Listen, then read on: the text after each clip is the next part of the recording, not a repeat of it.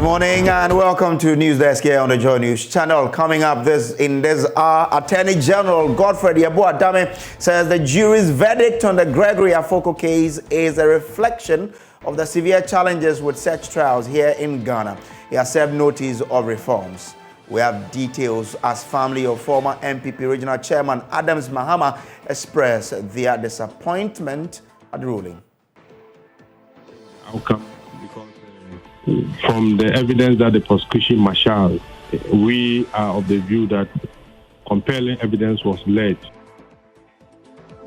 Also, MP for Bom Domiabra takes rest step, leaving her constituency to battle it out for the Ayawaso Central seat. Details as she vows to take the seat that the NDC has never won. We cannot come back to power with a hung parliament. So everybody is protecting his seat.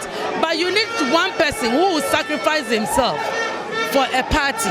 I decided that Obom Domiabra has been NDC's safe seat ever since that constituency was carved. So I can leave that constituency and come and support Ayawaso Central. I would also hear from aspirant Vera Haibo, who says she will be the tetefly, which will kill the elephant in the Hahohoi constituency. Now, the 2023 Joy Corporate Worship comes off tonight at the Royal House Chapel near the Obiche Bilamte. I'll tell you more on what to expect ahead of that mega gathering of corporate Ghana and all businesses for praise and worship. Details of these stories plus business coming up here in the next hour. My name is Samuel Kojo. Brace. This news is live on DSTV channel 421. Go TV channel 144 and around the world on myjoyonline.com. Stay with us for details.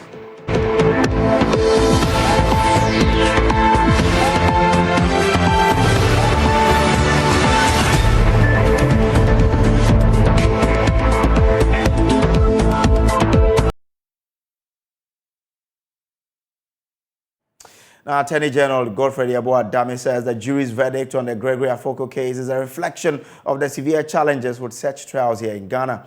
The jurors could not reach a 7-0 verdict, which means Mr. Foco would have to be prosecuted again. They, however, convicted his co-accused, Aseke Alange, on the charge of conspiracy to commit murder, and he is to face death by hanging. Lawyer for the Adams Mahama family, Anthony Namo, has been reacting to this decision. We are disappointed as a family.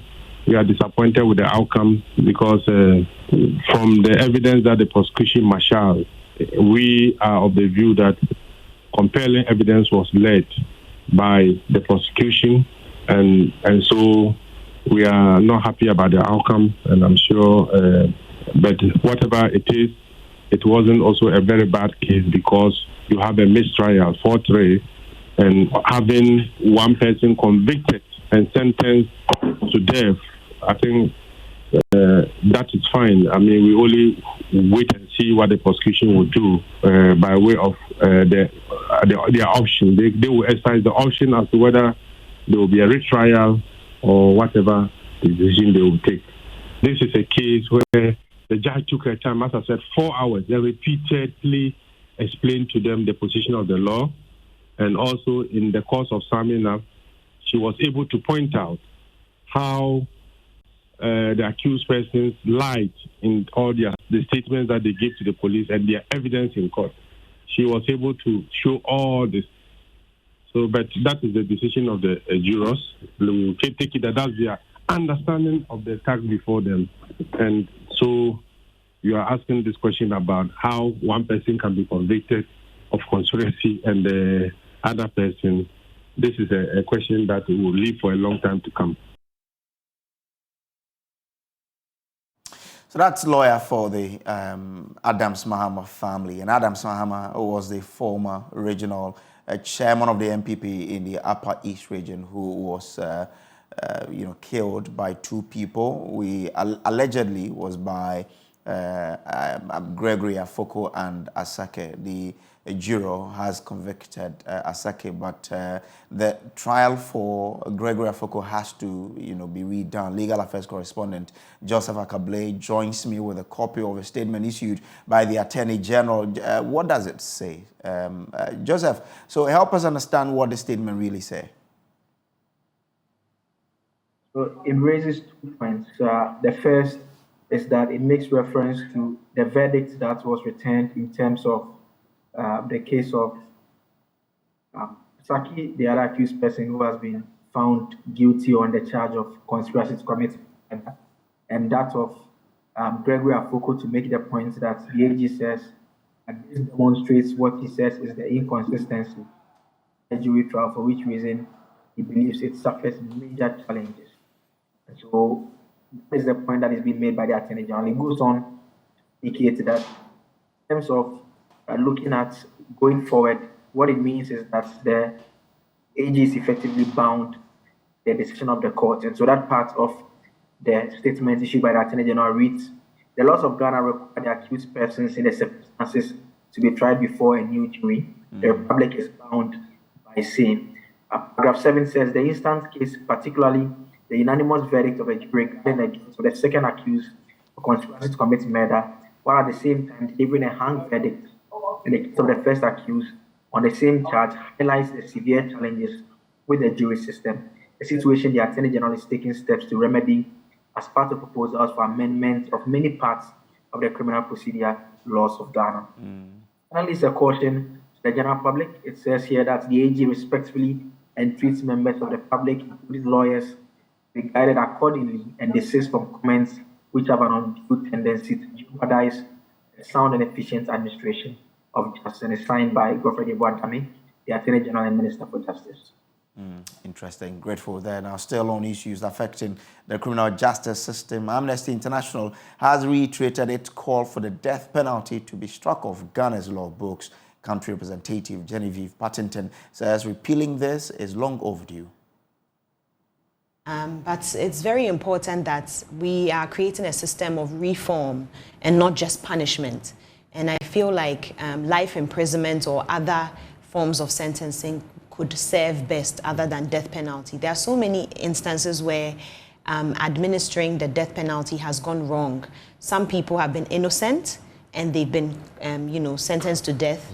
And also, we've had, for Ghana, it's by hanging. Death by hanging if you committed murder or treason. In the States, there's the lethal injection, which, apparently people suffer a lot when they go through that. And it's, I know people say the person's a murderer and things like that, but why don't we consider other forms of punishment? There's life imprisonment, but there are other alternatives, because with murder, there are different kinds of murder under the law. There's manslaughter, there's second-degree murder, first-degree murder. So through that, based on that, because currently in Ghana, we don't really have that system. It's murder, death. So right now, I know that we've had an engagement with the Office of the Chief Justice, and they are currently re-looking at how they can sentence persons accused based on the type of murder they've committed. I think that's a step in the right direction. I know that they've issued a memo to government on this, to the Attorney General, sorry. So we're working with them to make sure that once Ghana, takes that out of our laws, which is specifically the Criminal Offences Act and the Armed Forces Act, there are specific articles in there that need to be removed. And even that doesn't necessarily cancel completely the death penalty, because there's one more which is on treason. But most of the time, people who are incarcerated are not, they are not there for treason, they are there for murder. So, so we're looking at that. And then once we amend those acts, I think, it will be a step in the right direction.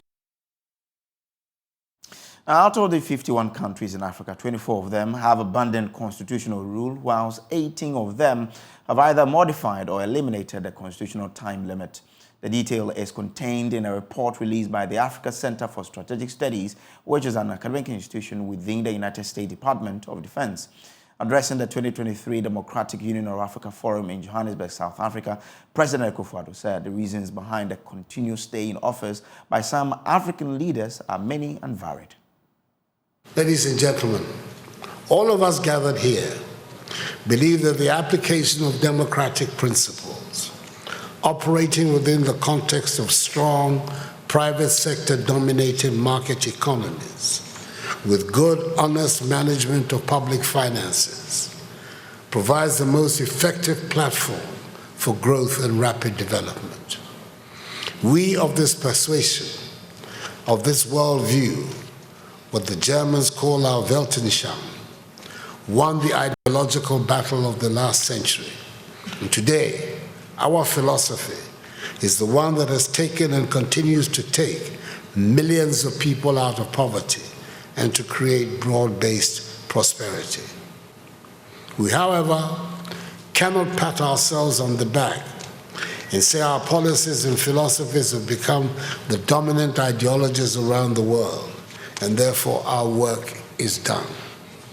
We need a continuous process of engaging all peoples on what our values are, because an ideology that seeks to liberate the energies of people and generate opportunities for them to realize their God-given talents is the best route for bringing prosperity, not only to the African peoples, but also to all peoples of the world. The man who is regarded as the doyen of Ghana's politics and who led the first political party in Ghana to fight for national independence, Joseph Boachier Dankwa, of most blessed memory, articulated clearly over 60 years ago at the height of the Cold War, the policy which continues to guide my party, the New Patriotic Party. This was when much of newly independent Africa was already submerged in authoritarian ideologies, emphasizing state control of the economy.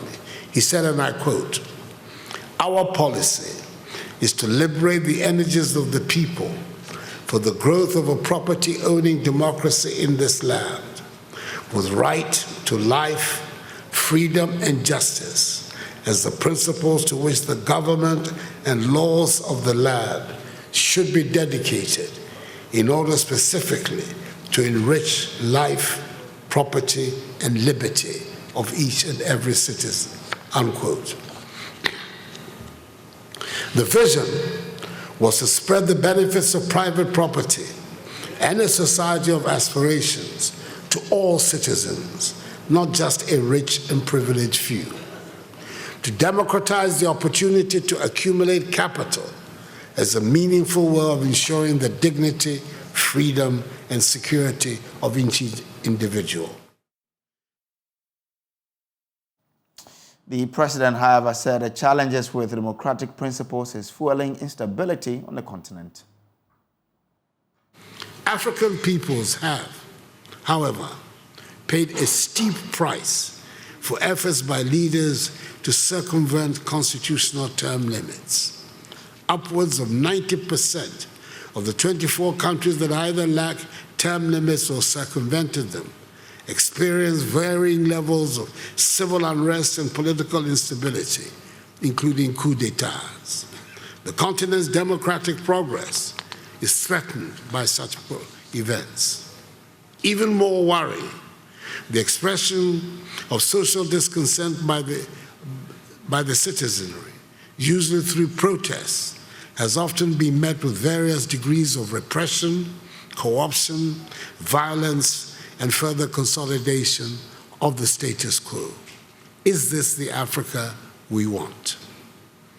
The reappearance of coups in Africa and in all its forms and manifestations must be condemned by all, since it seriously undermines our collective bid to rid the continent of the menace of instability and unconstitutional changes in government.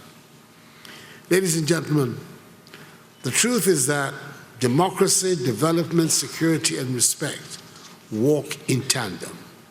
When a country is peaceful, is committed to upholding democracy, good governance, and respect for human rights, and provides security for its citizens, that country develops and is respected.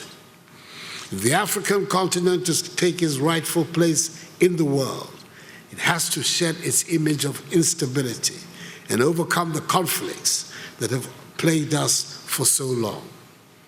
The current fracas in Sudan is a tragic case in point, which imposes on all of us the duty to make concerted efforts to bring the violence to an immediate end and begin the process of restoring democracy to that unhappy country. Those who seek to play meaningful leadership roles in Africa would necessarily have to prioritize the establishment of a peaceful atmosphere on the continent. To other stories now. Minister for Land and Natural Resources Samuel Abu-Jinapor has indicated that the president is still very committed to the fight against illegal mining, despite recent allegations of high-level political interference. He insisted that he still has the backing of the president in his quest to deal with the Galamsey menace. He was speaking to the press at the National Youth Conference on Natural Resource and Environmental Governance. There is more in this report by Esther Nkrumah. The National Youth Conference on Natural Resources and Environmental Governance is aimed at including the youth in the planning, implementation, and evaluation of environmental issues. Executive Coordinator for the Youth Network for Development, Chibeze Ezekiel, emphasized the need for promoting public education to raise awareness on the importance of preserving our natural environment. I think it has to do with the level of awareness or education, because if people are told to plant trees and they don't see the value or the importance, then they will not be motivated or encouraged to plant trees. But if you're able to engage them, let them understand why they must plant trees, I think that will go a long way to get the youth involved to plant trees. Addressing the media, the Minister for Lands and Natural Resources, Samuel Abu-Jinapor, who was the keynote speaker for the event, assured that the government's continuous commitment to the fight against illegal mining is unwavering. The president will not countenance any interference. If there's one person who's been committed to this fight against illegal small-scale mining, it is President Nana Addo Dankwa Akufo-Addo. I've worked with him closely, and I mean closely. And I do know that his commitment to this fight is totally unflinching. And indeed, it will be scandalous, and it will be far-fetched, and it will be impossible for President Akufo-Addo to interfere in the fight against illegal small-scale mining. Indeed, on the contrary, he is the man who's giving me all the courage, who's giving me all the strength, who's giving me all the backing and authority and mandate to go frontal. Meanwhile, NP for Medina, Francis Xavier Susu, indicated that the government is being hypocritical in its fight against environmental degradation. Promises made by government and commitment made by government must be backed with action. Sometimes it is quite disappointing to know that government can make very beautiful commitment to, afforestation, make very beautiful commitment to protection of the environment, and yet at the blind side of all Ghanaians, they become the leaders of the environmental degradation. For me, that is duplicity, and that is hypocrisy, and that is bad faith. That is not taking the people of Ghana seriously. The conference served as a platform for young green entrepreneurs to showcase their innovative climate and waste management solutions to attract partnerships and investments. What are these products made from? They are made up of used materials. I don't call them waste. Used materials like cardboard, old newspapers, plastic bottles, disposable spoons, champagne bottles, seashells. Yeah. Can you walk us through your products? I'm Jessica from Econexus Ventures, and then we are a waste to energy company. We convert agro waste to ethanol fuel for cooking. So we have here the ethanol fuel. We call it Eco Gel. Yes, because it's quite jelly-like. So this is made from pineapple waste, cashew apples, and then sugarcane molasses. So this fuel comes with its specific stove. So without a stove, you can't use the gel, and without the gel, you can't use the stove. The theme for this year's National Youth Conference was centered on promoting effective youth participation in governance of the natural resources and environmental sector. Esther Nkrumah's report read to you.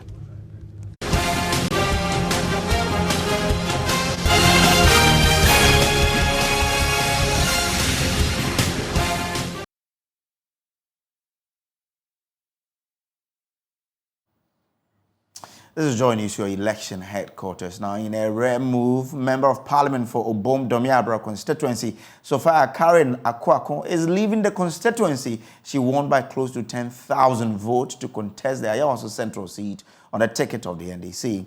The Ayawaso seat is currently occupied by Greater Accra Regional Minister Henry Korte and has been won by the MPP on all 6 previous occasions. Some analysts have expressed surprise about the decision of the MP, who says she will win the seat for the NDC.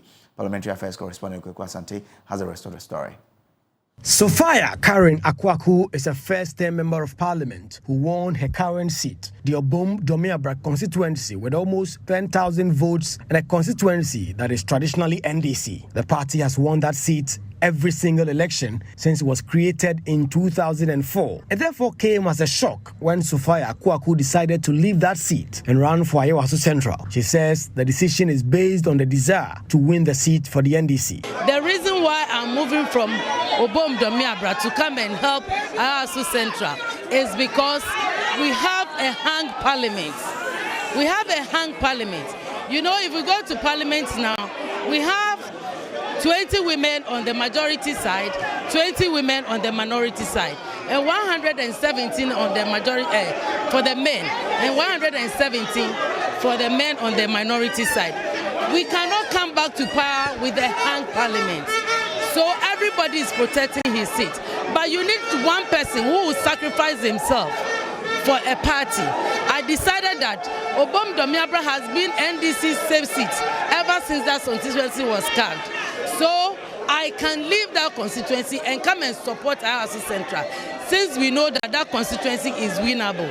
So my reason for moving is that I want to add 1 seat to the minority seat in parliament. The Ayawaso Central seat has never been won by the NDC. It is currently being occupied by Greater Accra Regional Minister Henry Korte. It is near impossible task, some analysts have said. But Sophia Karen Akwaku says she is confident she will win the seat for the NDC for the first time. Because those who have won, my predecessors who have gone, they've all done what they have to do, but still we are not taking the seat.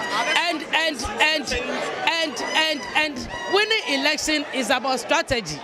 So I have my strategy. When I get to the ground, I'll put my strategy on the ground. Thank you. It's an election. I want to take the seat, period. When I finish taking the seat, we'll think about the policies. Thank you. The MP has a message for delegates. Ayawaso Central has been in opposition for almost 28 years. This time around, they should give me their support, and I'm going to deliver the seat for them. Besides, me, Sophia Akwaku, going back to parliament means that I am taking the constituency 12 years ahead than somebody who is coming new, who is going to begin from class 1. Despite being a first-time MP, Sophia Akwaku is a key member of the Women's Caucus in Parliament, especially on the NDC side. Political analysts and watchers will be watching how this huge political gamble will turn out. Reporting for JoyNews, Kojo Asante. A National Democratic Congress parliamentary candidate, Vera Hayibo, is optimistic about toppling Railways Minister John Peter Amewu off the Hohoi parliamentary seat in 2024. She believes her commitment to building human capacity and promoting economic growth in the constituency would convince the delegate and subsequently electorate to elect her as the next Hohoi Member of Parliament. She was speaking to JoyNews. JoyNews' Fred Kwame Asari in Hohoi. The Hohoi constituency in the Volta region would witness a fierce competition in the 2024 parliamentary elections. The National Democratic Congress, NDC, sets out to wrestle the parliamentary seats it had occupied between 1992 and 2020 from the governing New Patriotic Party, NPP. The Railways Development Minister, John Peter Amewu, won the seat in 2020 from the NDC. Out of the 6 aspirants, Vera Hayibo, who's a PhD candidate at the University of Glasgow in Scotland, believes she can win back the seat for the NDC. I remember reading some textbooks some back that said that the cheche fly and the elephant. It was just that small cheche fly. That small cheche fly that killed the elephant. Entered the nose, he was unassuming, and by the time we realized, the elephant had fallen down and killed. I am that cheche fly. And I am making a promise to the Hohoi NDC members that we are taking back the seat from the MPP. First of all, that seat is not for them. We only hired it for a period. Their rent is over, and we will not renew it. And they can see it. He won power. He was an energy minister before he started putting people into apprenticeship and offering people jobs. But I have started it now. By giving them the apprenticeship, they are already, having a source of livelihood. And also with the agricultural project I have come in, I haven't heard of him doing any agricultural program, pardon me, but I have put this program in place, and it is something that is going to continue for a very long time. However, it is not all our secrets to winning the seats that I have to say on air. So I am going to preserve the very important and salient ones, and when the time comes, he would know that he has actually been beaten by a cheche fly. Ms. Haibo therefore entreated the delegates to vote for her to unite the party for victory in December 2024. For me, development is my goal. Immediately I take up the seat, it is all going to be development. Every life will be impacted. In fact, Orwell will become like a small Glasgow. Glasgow is where I am schooling. Orwell will become like a small Glasgow, and I am a unifier. When you look among all the aspirants, I'm the only one all the aspirants are able to approach, because we need unity in order to win the seats back. And I want to assure them that if they select me, I will unite everybody. We will have a united front to claim back the seats from the MPP. Frank Selom Ankuche, Christine Afifiakwe, Theophilus Kojo Jimegan, Thomas Wolanyo Chekpo, Kondobre Victor Herman, and Vera Haibo would battle it out on Saturday, May 13, 2023, when the NDC heads to the polls to elect parliamentary candidates and a presidential candidate for the 2024 general elections. Fred Kwame Asari, Joy News, Hohoe.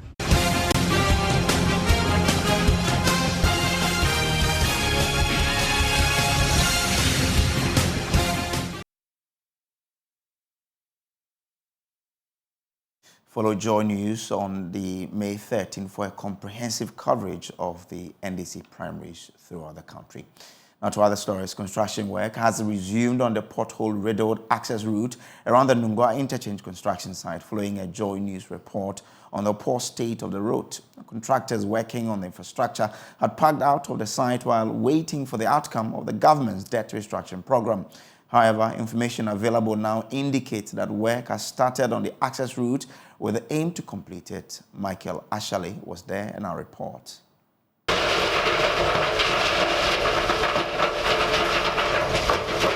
Huge tipper trucks offloading chippings on sections of the Nungwa intersection.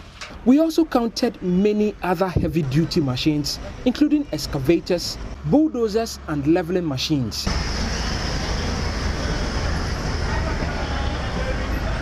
This is the first time in months the construction team is returning to site. Work on the interchange has stalled since February 2023. After Joy News reported it, in a matter of just a week, the construction has commenced. The interchange connects to Tamahabo, Spintex, and parts of Teshi and La. Every day, hundreds of commuters use the road. Until February 2023, persons traveling the stretch were filled with hope and joy in anticipation of a great relief from the notorious traffic which has since time immemorial characterized the intersection at Nungwa Barrier. Despair has now replaced the joy.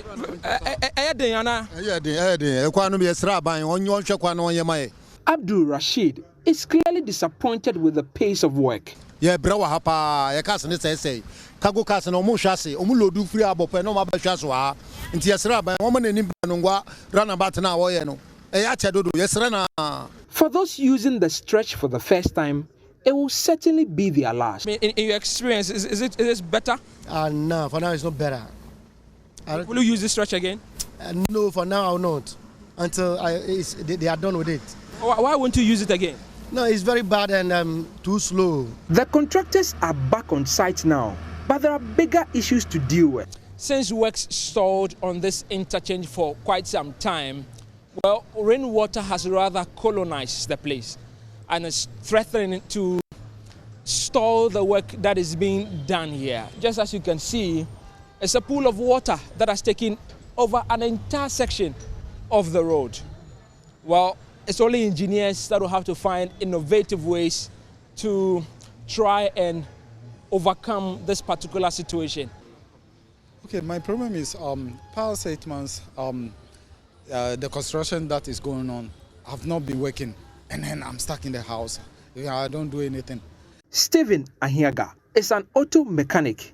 The access road leading to his shop was destroyed when the construction began. Now, his shop is under lock and key. And this is the work that I do to feed my family and my kids' education. And then I'm trying to appeal for the government if they can do something to help me so that I can come back to my work site. He specializes in BMW vehicles.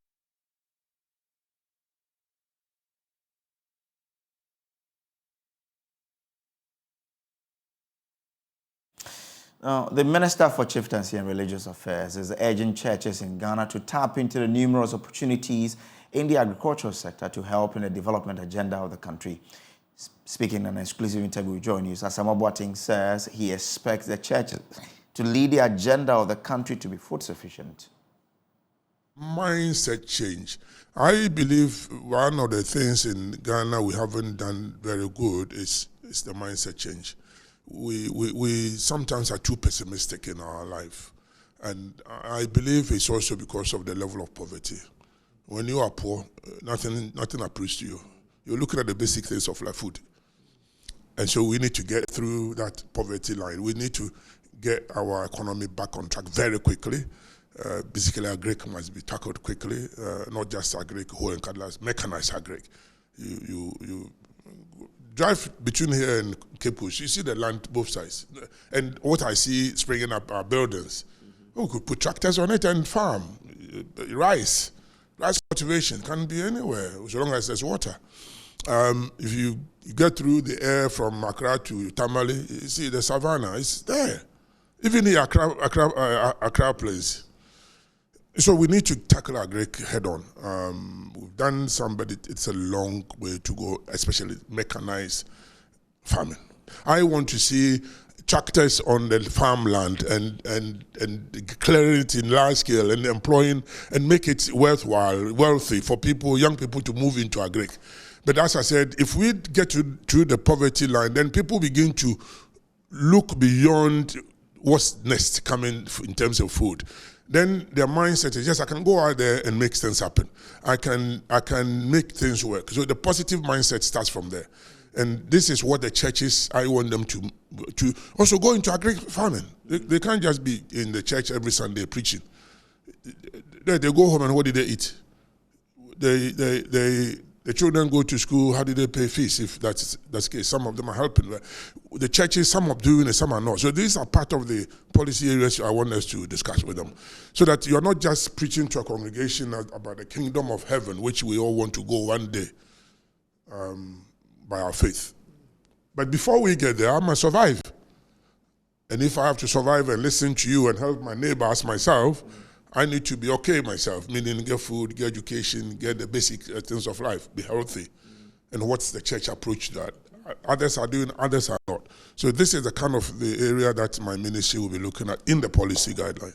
So you want the church to go into farming, or you want them to support farmers? Well, I just mentioned farming as one aspect, but they can go into other things. Transportation. But farming is good. Yes. Do you want them to directly be involved or to support their members too? It's not that churches. Yes, I want the churches to go. If they are listening to me, take large stretch of farmland and go farming. And maybe one Saturday, just get your congregation, different branches, go there and do some work. What do you think will be the best approach? That the churches themselves go into farming directly, or they set a fund to support their members to then go into farming? Both work. They can go in directly and mobilize their church members to do it, or set up a fund and also help the members who wants to be involved. But then that's also commercial, and the banks are there. So the banks, that's another area we want to see the banks. The Agric Development Bank must be supported to go into agric. That's why it was set up. But I can tell you that the small-scale farmers cannot even reach Agric Development Bank because some of them, they don't see the benefit benefit so quickly. They rather want to import the rice rather than help the rice production in Ghana. But those are the things that policy, in terms of government policy, must be directed at, so that we don't have to encourage importation. We have to do things for ourselves. But I want the churches to take a cue from what I'm saying and go into farming. Let's stay in the sector because Chief Executive Officer of the Jospon Group of Companies, Dr. Joseph Sian-Agyapong, has reiterated the need for Ghana to look within for solutions to its problems. According to the business mogul, the pressure on the economy will ease when the country produces what it eats and uses locally. JoyNews' Prince Kwame Kudoga has more in the following report. Despite the potential for self-sufficiency in rice production, Ghana has been importing a significant amount of the rice it consumes. The Jospon Group of Companies is looking to make Ghana rice self-sufficient. The Asian African Consortium and the Council for Scientific and Industrial Research is collaborating to make this a reality. The two organizations have signed a memorandum of understanding to deepen research in the area. Mrs. Adelaide Araba Ijapong is the Chief Executive Officer of the Asian African Consortium. We don't want to go wrong with what we want to do. It's a great area for Jospon Group of Companies. This is not what our daily business, what we do regularly. And so because it's a great area, we want to start it well. As a result of that, we are partnering with academic institutions. And then when it comes to research and development, innovation and technology, we know CSR is the authority. And so we can't go wrong by partnering with them or signing an MOU with them. As a result of that, today we have authenticated this on paper. It is done so that we can get the technical know-how, the expertise, all the scientists that they have. We are expecting that the knowledge that they have acquired in research and development, they will relay same to Jospon in the great area of rice production that we want to embark on. CEO of the Jospon Group of Companies, Dr. Joseph Sian-Agyapong, says it is imperative for Ghana to look for local solutions to local problems. Ghana is in crisis. We are in crisis now that all our financial issues are in crisis. Inflation is about 59%. One of the driving force is food, which is 57%. As we speak today, we are importing tomatoes. We are importing onions. We are importing soya. We are importing maize. We are importing rice. And all this, CSIR has their fullest competency of doing it. And that's why we have come to collaborate with you that this crisis, we must deal with it. We have the men, we have the professionals, we have everything here. When we traveled to Thailand and we did the research, we saw that we are on the right path. Ghanaians are on the right path. Every yield that they have achieved can be achieved here. We even have better soil than them, better climate, rainfall pattern, everything than them. We saw that the difference was just a little. The Director General of the Council for Scientific and Industrial Research, Professor Paul Bosso, assured the center has a strong base and the resources to support industry. Agriculture is one of our strengths. In fact, about 7 of our 13 institutes focus on agriculture. And then we have the Agricultural Institute. We have Crop Research Institute that focuses on crops. And then in between that, we have the Environmental Institutes, water, forestry. We have also the Processing Institute. Your super hit radio, Joy 99.7 FM, is later this evening bringing together corporate Ghana and all businesses to offer praises and supplications unto the Most High in its annual Joy Corporate Worship. This year's event is happening at the Royal House Chapel, Ahimfie, in Accra, exactly at 6 p.m. In case you're wondering about what to expect at that gathering, you might want to hear directly from some of the artists on the bill. Shalom, people of God. How are you doing? My name is Emoji Music. On Friday, by the grace of God, I will be with you at Royal House Chapel, time 6 p.m. for the Joy Corporate Worship. If you're a company, if you're a family, and you want somewhere to worship on Friday night, that is this Friday, I urge you to be at Royal House Chapel, where we are having the Joy Corporate Worship, and I'll be there live with my team to lead you in worship and praise, and I believe your life will never be the same. See you this Friday at 6 p.m. God bless you. Hello people, my name is Celestine Donko, and if you are a corporate fellow in Accra, Ghana, listen guys, Joy FM is bringing to you corporate worship tomorrow 6 p.m. at Royal House Chapel. That's 28th of April, and I want to encourage you to make the time to come. Join us, worship and express your gratitude unto God for watching you drive in and out of your home to work all the time. Bible says in Psalm 103 verse 2 says, "Bless the Lord, O my soul, and forget not all his benefits." Come join me, sing and praise and dance. And who has the final say? Mawu jojoy anokwaleto. See you tomorrow. Anyone who walked through the gates of Oyedo and come into this place on the 28th, let that person's life never be the same again. Those who come sick must return healed. Amen. Those who come broken must return put together. Amen. Those who enter shattered must live with hope. Those who come weak must return with strength. Those who come poor must return blessed. Those who come without hope must live with hope in Christ Jesus. Thank you for answered prayer. And the saints of God, clap your hands and shout a big amen. As we're watching Joy News Desk, we'll take a quick break. We'll be back with business.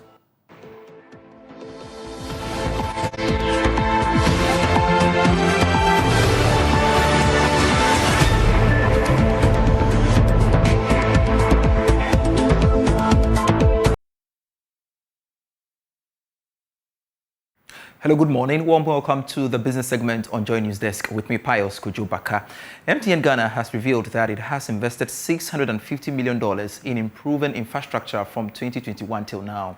The telecoms giant said a target of to invest $1 billion by 2025 to improve services.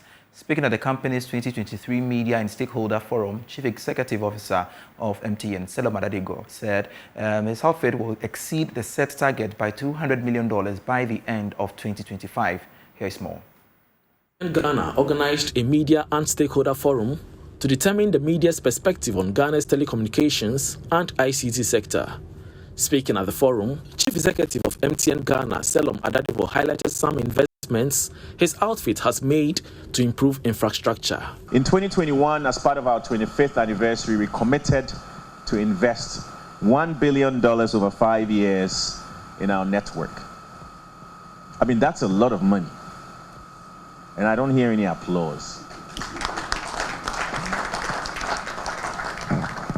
Today, I think someone also mentioned that MTN has sustained its investments in infrastructure for a very long time.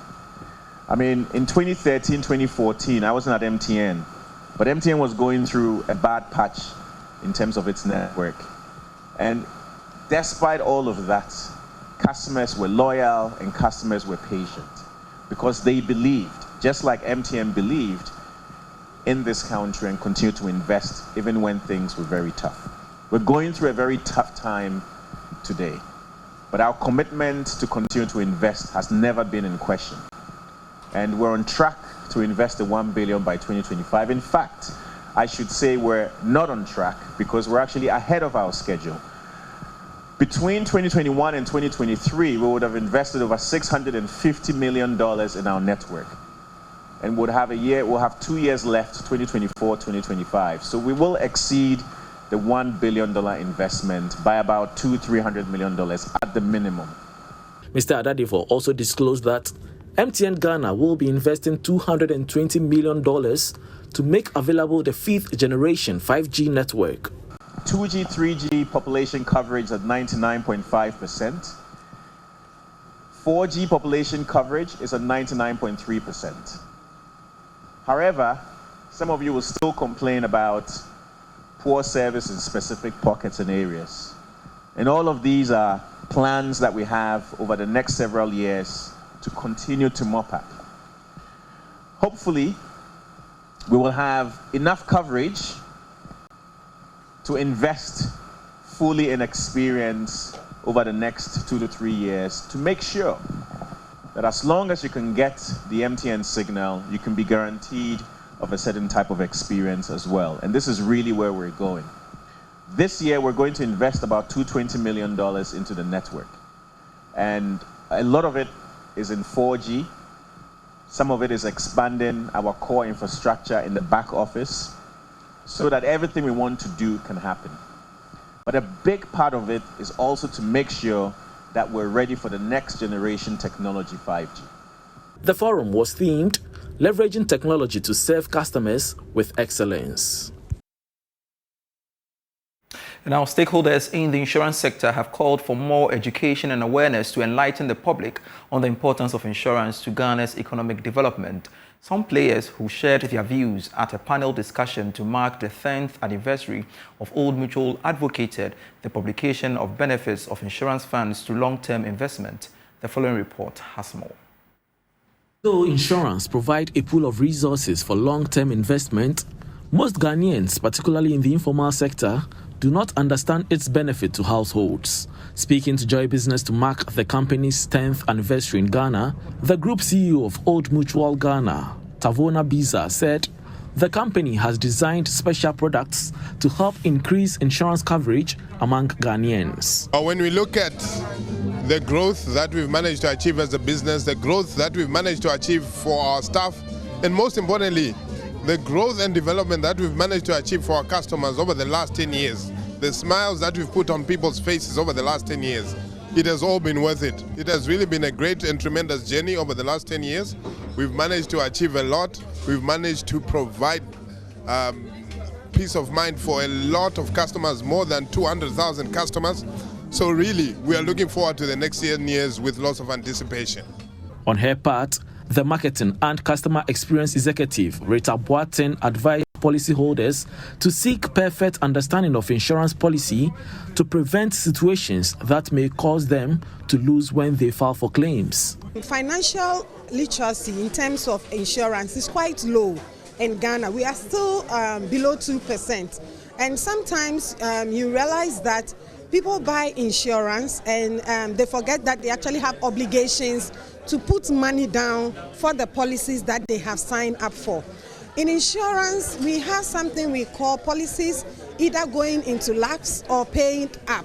So what we do is that to help you, the customer, and make sure your policy does not go into lapse, and for you to forfeit what you have saved, what we do is that we make sure that whenever you have money in your account, because you have authorized us to make those deductions, when there is money in the account, we go in there and make those deductions. It's not just for the insurance company, but it's for you, because you sign on to a policy to say when the eventful happens, we should pay you a certain sum of money. Using technology to scale its operation strategy, Digital and Data Executive Rita Corley said the company is exploring innovative means to expand insurance coverage. In Old Mutual, we've used technology to expand almost across everything that we do, from our onboarding perspective through to claims, through to servicing, and through to interaction with our customers. So one key thing that we have been able to do is improve our turnaround time when it comes to customer claims and servicing. And that's it for business. I am Pius Kojo Baka.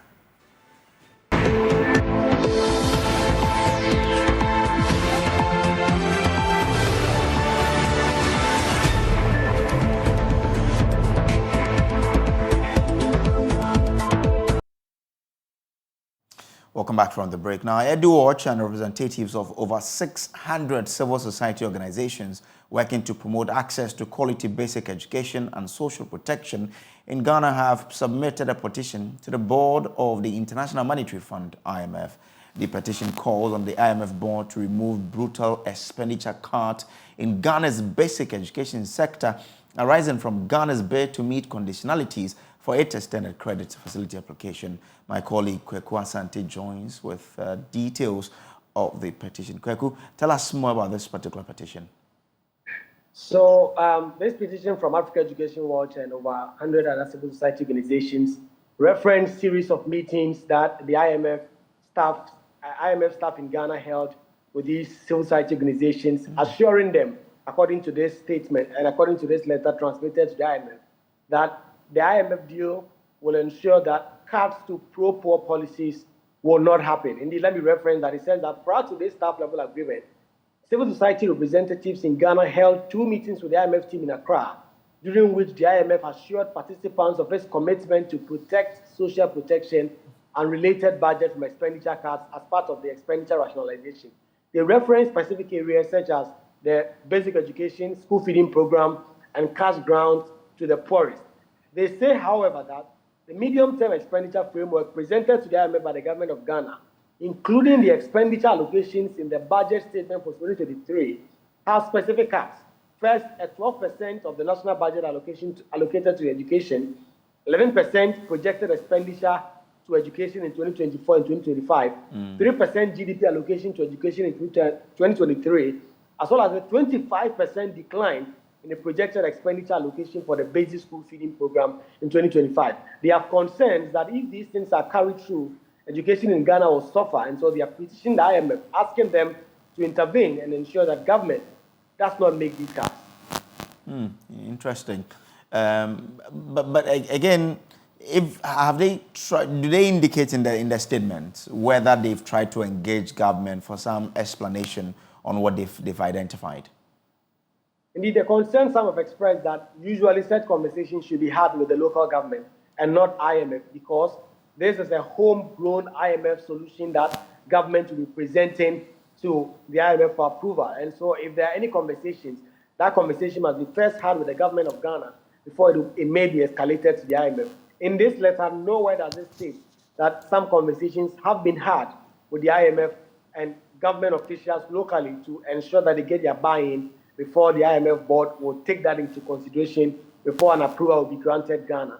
It is not clear if said talks have been had in the background and not only referenced in this letter, but this letter does not say so. All right, Kweku, I'm grateful for these updates. We're trying to raise the Deputy Ranking Member on Parliament's Education Committee, Dr. Clement Park. We'll get him in a subsequent bulletin at 12. This has been News Desk. There's more news on myjoyonline.com. My name is Samuel Kojo. Brace. Good morning.